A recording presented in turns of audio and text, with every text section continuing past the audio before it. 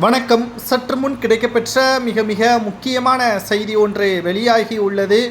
திராவிட முன்னேற்றக் கழகத்தின் தலைவரும் தமிழக முதல்வருமான ஸ்டாலின் அவர்களது சகோதரர் தமிழரசு அவர்கள் மருத்துவமனையில் அனுமதிக்கப்பட்டிருந்தார் என்ற செய்தியை நாம் ஏற்கனவே பார்த்திருந்தோம். தற்பொழுது அவரது உடல்நிலை மிக மோசமாக இருப்பதாகவும் 48 மணி நேரம் கெடு கொடுக்கப்பட்டிருப்பதாகவும் தகவல்கள் வெளியாகியுள்ளது.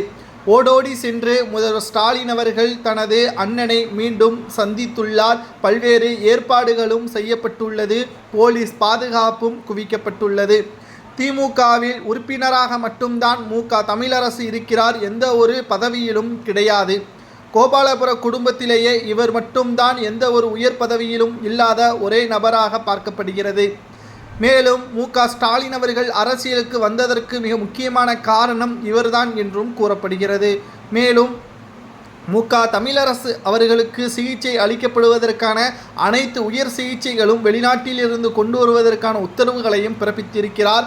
அது மட்டுமல்ல, தேவைப்பட்டால் வெளிநாட்டிற்கு சென்றும் கூட தமிழரசு அவர்களை மிகப்பெரிய அளவிலான சிகிச்சையை ஏற்பாடுகளையும் செய்வதற்கு உத்தரவுகளையும் பிறப்பித்திருக்கிறார். ஆனால் தற்பொழுது இவர் தமிழகத்தில் இருப்பதுதான் பாதுகாப்பு. அவரது உடல்நிலை வெளிநாட்டில் விமானத்தில் கொண்டு சென்றால் நிச்சயம் அவரது உயிருக்கே ஆபத்து ஏற்படலாம் என்று மருத்துவர்கள் எச்சரிக்கையும் செய்திருக்கிறார்கள்.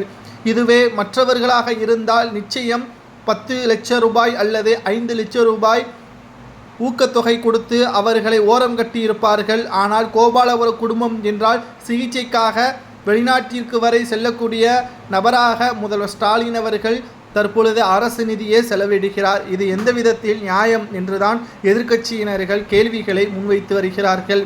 அரசு மருத்துவமனையில் சிகிச்சை சரியில்லை என்று பல்வேறு புகார்கள் எழுந்த நிலையிலும் கூட இன்று வரை அதற்கான ஏற்பாடுகளை திமுக அரசு செய்ய தவறியது ஏன் என்றும், அதுவே கோபாலபுரத்தில் உள்ள குடும்ப உறுப்பினர்களாக இருந்தால் அமெரிக்காவிற்கு வரை சென்று அரசு நிதியில் செலவிடுவது சரியா என்ற கேள்வியையும் தற்பொழுது எதிர்க்கட்சி தலைவர் எடப்பாடி பழனிசாமி அவர்கள் முன்வைத்திருக்கிறார். தற்பொழுது தனது சகோதரரை எப்படியாவது காப்பாற்றிவிட வேண்டும் என்பதற்காக பல்வேறு நடவடிக்கைகளையும் தற்பொழுது 3 போலீஸ் பாதுகாப்பும் அவரை சுற்றி இருக்கும்படியாகவும் தற்பொழுது உத்தரவுகளை பிறப்பித்திருக்கக்கூடிய ஸ்டாலின் அவர்கள் வீடு திரும்பியவுடன் அவர் எந்த ஒரு வேலையும் செய்யக்கூடாது. தற்பொழுது தயாரிப்பு நிறுவனங்களை பார்த்து வரக்கூடிய தமிழரசு அவர்கள் ஓய்வில் இருப்பார் என்றும் எதிர்பார்க்கப்படுகிறது.